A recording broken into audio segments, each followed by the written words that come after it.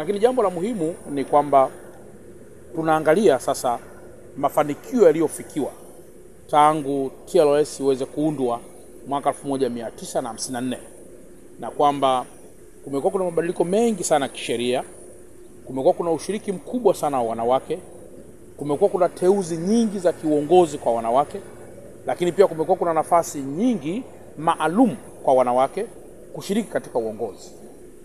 Sambamba na hilo, hayo yamepimwa kuwa ni mafanikio mapya, lakini yamepimwa pia kuwa ni mawanda na makuzi makubwa ya kidemokrasia.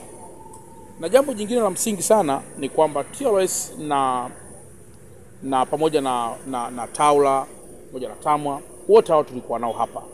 Na kwamba jambo jingine la msingi sana ambalo limezungumzwa ni kuhusiana ushiriki sasa pia wa wanasheria wanawake katika utetezi wa kundi hili muhimu la wanawake, lakini 2, katika utetezi wa nafasi zao za kisiasa, lakini 3, katika masuala mengineyo ya unyanyasaji wa kijinsia.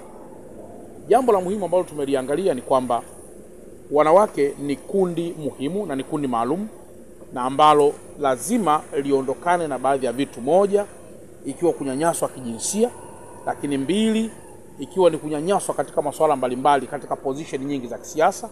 Na ndio maana hapa nipo na makamu rais wa TLS, wakili msomi Leticia, ambaye pia amefafanua namna safari ya TLS tangu mwaka 1954 hadi hivi sasa na mafanikio yake.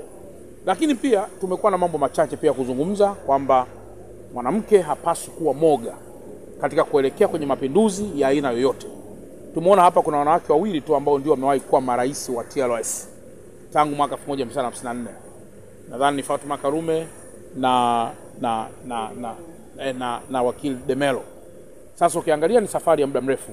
Kwa ni wajibu sasa wa wanasheria, wa wanawasomi, wanawake kuweza pia kuwa sehemu na kuwa chachu ya uongozi wa juu kuanzia TLS yenyewe na mpaka maeneo mengineyo ambayo tunafanya.